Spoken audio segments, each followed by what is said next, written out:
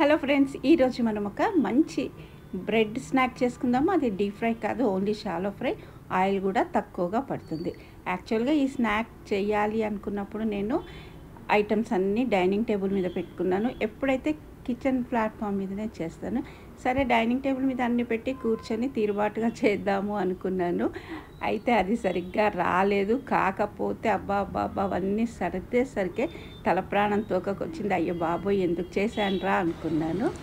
ఇకపోతే మనం ఇప్పుడు వీడియోలోకి వచ్చేద్దాము.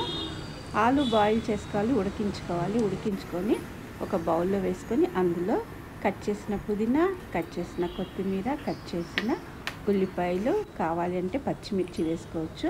నేను కొంచెం ఆమ్చూర్ పౌడర్ వేసుకున్నాను. మీరు కావాలంటే ఒక 3-4 డ్రాప్స్ నిమ్మకాయ వేసుకోండి.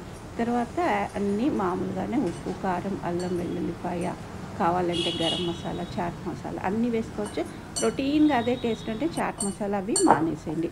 వాటిని మామూలుగా కలుపుకోవాలి. మరి ఆలుని మెత్తగా ఏం చేసుకోవాల్సిన పని లేదు, మామూలుగా చేసుకోవాలి. తర్వాత బ్రెడ్ని పక్కనున్న అంచులు ఉంటాయి కదా, బ్రౌన్ కలర్వి, అవి కట్ చేసుకోవాలి. అయితే అవేం వేస్ట్ కావు, మనకి క్రమ్స్గా తయారు చేసుకోవచ్చు. కాకపోతే నేను వెంటనే చేసేసాను, ఎందుకంటే అక్కడ పడేసి బద్ధకం వస్తుంది మనకి. తర్వాత మైదాని తీసుకొని అందులో కొంచెం పెప్పర్ పౌడర్, సాల్ట్ కలిపి స్లరీ చేసుకొని అది పక్కన పెట్టుకున్నాను. కాకపోతే బ్రెడ్ ఏమైందంటే తెచ్చిన వెంటనే చేస్తే బాగుండేది. అదొక 3-4 డేస్ అయ్యేసరికి డ్రైగా అయిపోయింది. నేను అనుకున్న విధంగా రాలేదు. నేను ఇలా బుల్లెట్స్ లాగా చేద్దాం అనుకున్నాను. చేసి ఇది చూడండి, ఆలుని ఇలా రోల్ చేసి అందులో పెట్టి బ్రెడ్ని మామూలుగా రోల్ చేస్తే అది చక్కగా రోల్ అవుతుంది. కాకపోతే బ్రెడ్ నిల్వ ఉండేసరికి 4-5 డేస్ అదంతా ఇట్లా విరిగిపోయింది. అయ్యో బాబోయ్ అనుకొని వాటిని అలాగే పక్కన వేసేసాను. ఒక 2-3 స్లైసెస్ చేస్తే కుదరలేదు, వాటిని పక్కనే పెట్టాను. నెక్స్ట్ డేను ఎప్పుడు మళ్ళీ ఇలా చేశాను, దాని అవుట్పుట్ ఇలా వచ్చింది. ఈ తర్వాత చూసుకుందాము. ఇప్పుడు మరి స్లైసెస్ ఉన్నాయి కదా, మనం అన్నీ కట్ చేసుకున్నాయి, వాటిని నేను ఏం చేశానంటే స్లైస్ పెట్టుకొని అందులో మనం కలుపుకున్న ఆలు మిక్సర్ని అంతా స్ప్రెడ్ చేశాను. చాలా ఈజీ మెథడ్ ఇది, చాలా బాగుంటుంది. మళ్ళీ పైన బ్రెడ్ తోటి దాన్ని క్లోజ్ చేసి పైన మనం అది కలుపుకున్నాం కదా మైదా పేస్ట్, దాన్ని లైట్గా దానికంతా అప్లై చేశాను. మామూలుగా అయితే దాన్ని అందులో ముంచవచ్చు, అందులో ముంచితే మనం డీప్ ఫ్రై చేయాల్సి వస్తుంది, ఆయిల్ చాలా లాగుతుంది బ్రెడ్కి.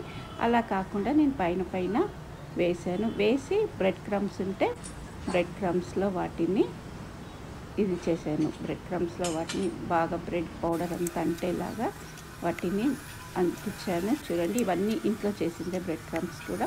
ఎప్పుడైనా బ్రెడ్ మిగిలితే మనం క్రమ్స్ తయారు చేసుకోవచ్చు. తర్వాత ఒక ప్యాన్ తీసుకొని మనము ప్రిపేర్ చేసుకున్న ఆ బ్రెడ్ ఉంది కదా, దాన్ని వేసి సిమ్ పెట్టి వేయించుకోవటమే. సిమ్ పెట్టి మనం వేయించుకునేసరికి అవి చాలా క్రిస్పీగా వస్తాయి. ఎంత బాగుంటాయి అంటే అంత బాగుంటాయి. అందరూ నచ్చుతారు ఇవి. టీ టైం స్నాక్గా కానీ, పిల్లలు వచ్చినాక ఎవరికైనా సరే, ఏజ్ గ్రూప్ వాళ్ళకైనా చాలా బాగుంటుంది.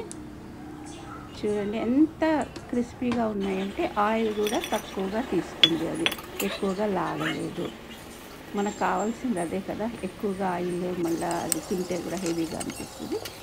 ఇలా వేయించుకుంటే మనం చాలా ఫ్రై చేసుకుంటే చాలా, ఎందుకంటే మనము మైదాలో కోట్ చేసి బ్రెడ్ పౌడర్ అంటించాం కాబట్టి అవి చాలా క్రిస్పీగా వచ్చాయి. తప్పకుండా ట్రై చేయండి ఈ రెసిపీని, చాలా బాగుంటుంది. ఆయిల్ కూడా ఎక్కువగా ఉండదు. పిల్లలందరూ నచ్చుతారు, పెద్దలందరూ నచ్చుతారు. తప్పకుండా ఛానల్ సబ్స్క్రైబ్ చేసుకోండి.